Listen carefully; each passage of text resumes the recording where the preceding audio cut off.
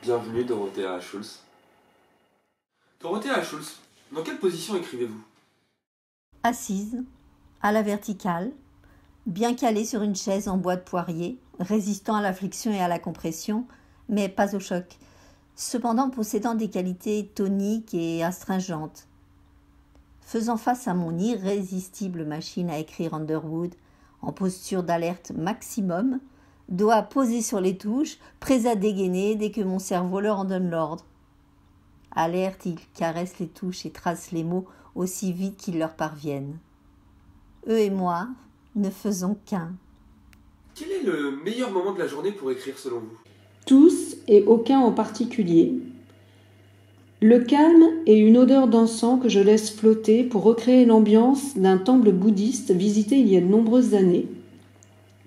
Écrire, c'est inviter le lecteur à voyager, à partager un même univers, à lui faire découvrir une histoire inventée rien que pour lui. Qu'est-ce qui est fondamental pour écrire? Le mensonge peut être une très belle chose quand il est présenté comme une offrande. J'accompagne l'écriture de silence, j'ai besoin de me retrouver seule face à mon texte. L'élan, cette chevauchée infinie parmi les mots, l'élan. Ce pouvoir, d'être en mesure de ressentir des émotions, d'avoir ce pouvoir de les exprimer, d'inventer, d'édulcorer, de maquiller, d'enlaidir, d'ennoblir, de maquiller, d'enlaidir, d'ennoblir.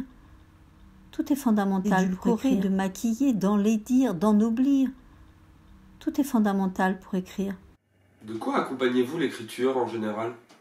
Il n'est pas donné à tous d'avoir la rime dans la peau.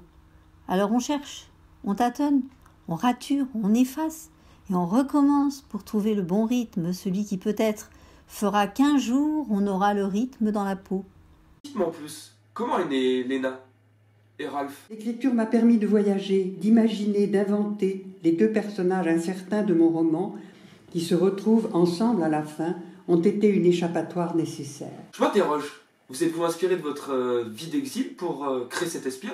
Peu de temps avant l'écriture de ce roman, le père de mes enfants a disparu. Il est parti soudainement. Ne m'attendez pas pour le dîner, je dois passer à la banque. Et il n'est jamais revenu. Je crois que cette période a été si difficile à vivre qu'aidé par un psychanalyste, j'ai imaginé les raisons pour lesquelles il nous avait abandonnés.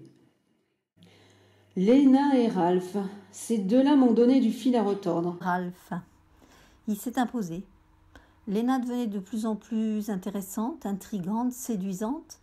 Il fallait qu'un personnage masculin d'un genre particulier entre en scène et se confronte à ce mystère qu'elle déclenchait autour d'elle. L'écriture nous embarque parfois dans des contradictions, des chemins insoupçonnés qui nous étonnent nous-mêmes.